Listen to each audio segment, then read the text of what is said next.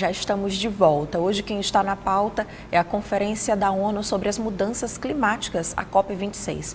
Olha só, uma das críticas mais fortes que a reunião sofre diz respeito a uma falta de compromissos dos países considerados mais ricos com os mais pobres, Arthur. Isso no combate ao aquecimento global. Os financiamentos, tanto da transição para a economia de baixo carbono, quanto da adaptação às mudanças climáticas, sempre foram um nó nas negociações em conferências do clima. Pois é, Dalva, e na COP26 não foi diferente. O documento final também não estabelece uma cifra nesse apoio às nações mais pobres. Os países concordaram que os 100 bilhões de dólares prometidos para o período 2020 a 2025 não serão suficientes para alcançar os objetivos do Acordo de Paris e deve definir até 2024 o valor do financiamento anual que será concedido aos países em desenvolvimento a partir de 2025. Então vamos aqui saber com nossos convidados, o advogado Vitor Barata e o jornalista Marcos Saldanha. Pegando o gancho ainda do nosso bloco anterior, vamos voltar um pouco à questão aqui no Brasil. Me parece, pelas declarações do novo chanceler da Alemanha, que a questão do agronegócio pode sofrer um impacto agora, né? Eu estava conversando recentemente com um amigo que acompanha isso,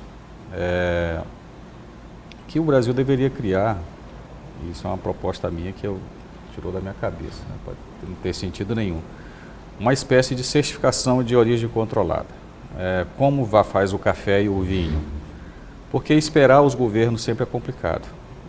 Os produtores poderiam se organizar, o Acre já está muito avançado nisso, o Maranhão poderia fazer isso também, porque está ainda no início da expansão da fronteira agrícola dele. Então, os próprios produtores se organizam e começam a trabalhar com os créditos de carbono. Não é tão fácil trabalhar com crédito de carbono. A gente tem um depoimento aqui no nosso programa do Guiô, que é o presidente da GreenBR, e que tem uma área aqui no Maranhão, lá na Chapada das Mesas, em que ele fala disso. Bem, nós não temos regulamentação no Brasil, começa daí. E aí você tem que buscar uma regulamentação que ainda não está bem formatada lá no exterior. E aí você tem que certificar a sua área. Tudo isso é um trabalhão que, se você não se organizar em grupo, você não faz. O que você acha disso, Vitor?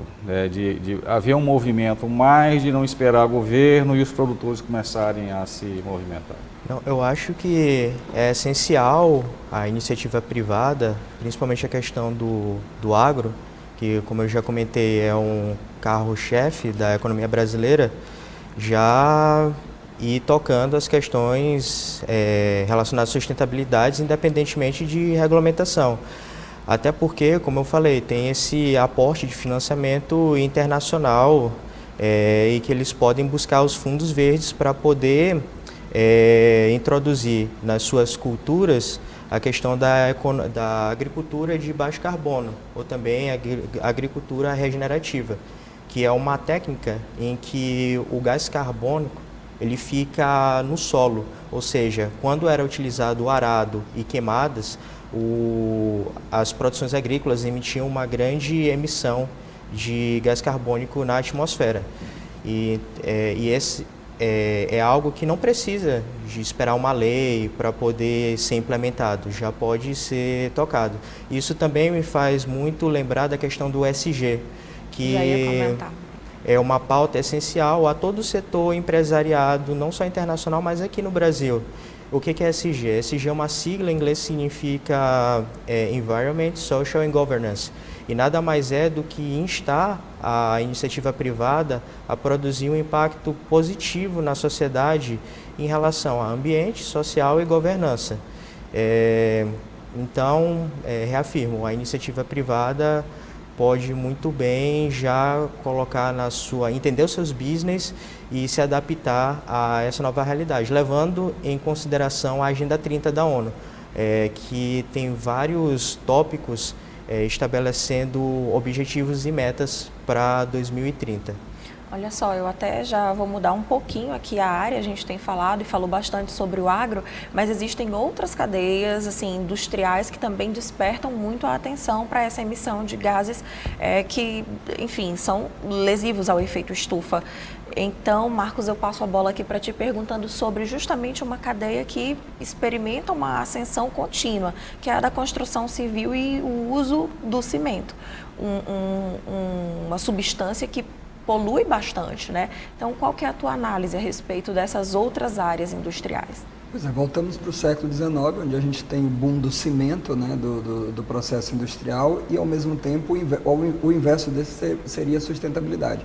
A minha grande preocupação, eu sou professor inclusive do ensino médio, e eu trabalho numa escola que ela também é profissionalizante, então ela tem um ensino integral. Ela tem o ensino médio com o ensino profissionalizante, e lá nós temos o curso de agricultura, por exemplo. Num determinado momento o curso chamava-se agricultura orgânica, depois decidiu-se pela agricultura. Nós temos 2 professores doutores para aluno de ensino médio, então é uma escola que oferece uma qualidade muito boa de ensino, porém me preocupa muito como é que esses assuntos não estão na pauta da educação. Se a gente pensar nos anos 90, os parâmetros curriculares, o PCN em ação, que fez um trabalho de formação ainda na época do governo Fernando Henrique, do PSDB, que era uma formação para professores e havia o PCN em ação meio ambiente. Então o meio ambiente ele é um tema transversal, portanto ele deveria estar na ordem do dia de todo o processo de educação. Então, eu sinto muita falta disso naquele período já ter sido colocado de prática de fato. Então, o que a gente vê? A gente vê ainda na educação atividades extremamente pontuais. Então, por exemplo, se você tem na construção civil um meio ainda de baixa escolaridade, por exemplo, você tem na pesca um meio ainda de baixa escolaridade, o Eric Hobsbawm, insistindo nele, ele faz leitura de como a questão da formação até a classe média dos mais pobres, ele vai colocando pescador, porque ele não tem vínculo com terra e ele não tem um trabalho regulamentado com horário, ele é um trabalho desvinculado. Então, para o pescador estudar, é extremamente mais complicado. E lá nós temos o curso de pesca, curso técnico em pesca, para uma região de Ribamar, que é extremamente importante. Então, o que acontece? Essa falta de educação para o profissional e, sobretudo, quem tem acesso à educação, pensar nesse profissional que está no chão da empresa, está no chão da fábrica, essa vinculação no Brasil ela não acontece. A gente acaba tendo, de fato, uma educação que ela é mais dual. Ou seja, ou você ensina o sujeito para fazer uma faculdade e ele vai vislumbrar ter um emprego onde ele seja chefe, aí ele seria bem sucedido, ou você tem um cara que é preparado para ser a mão de obra. Ou seja, você não tem um cara que é preparado na escola para pensar sobre a sua prática e buscar soluções e alternativas para resolver problemas, inclusive de natureza ambiental, como você não tem o cara que é o especialista, que está tendo acesso ao estudo da educação, repensando sobre a prática. É como se essas duas coisas estivessem desvinculadas. Então a gente tem problemas que, se a gente parar para pensar, e eu vou além do 19, eu vou lá para o século 17, na escolástica, na nossa escola ainda dos jesuítas, a gente não consegue superar isso.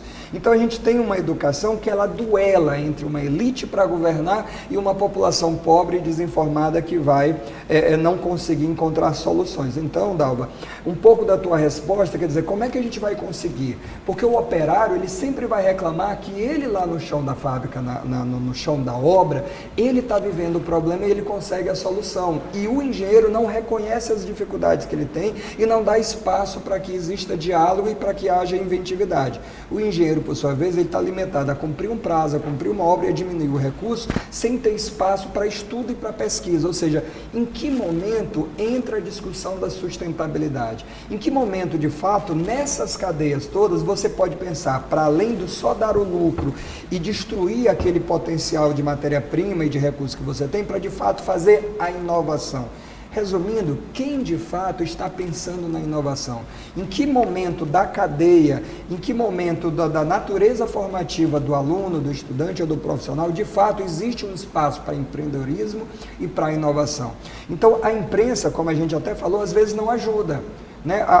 Não só porque está comprometido com empresas, como é o Chavão, mas às vezes porque não consegue de fato ter uma formação para discutir de fato as questões ambientais. Então, você tem uma população que vive sempre no desespero da urgência da pauta ambiental, que é isso que acontece, né? A gente fica meio que desesperado, o clima está aumentando, o problema vem, o que eu vou fazer? E cria um desespero muito grande, sobretudo uma impotência, quando na verdade você tem uma juventude que poderia estar solucionando, poderia estar encontrando alternativas e que também está entrando nesse discurso do não há nada que fazer, não há nada que eu possa fazer, e fica assim, entre o sonho de prosperar, de ocupar uma ocupação, e aí ele vai encontrar nos espaços tradicionais, e se ele consegue inovar alguma coisa, onde é que ele vai ter espaço para desenvolver essa inovação?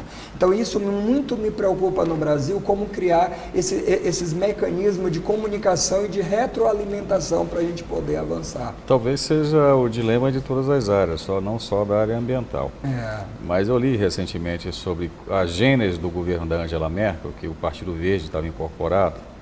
E lembrando a história do Partido Verde no Brasil, eu acho que é um gancho bom para a gente, no próximo bloco, a gente falar um pouco da política de governo, né, Dalva? Porque são decisivas, são determinantes, né? São decisivas. Vamos sim, vamos então fazer mais um rápido intervalo. Nós voltamos em instantes com mais negócios na pauta.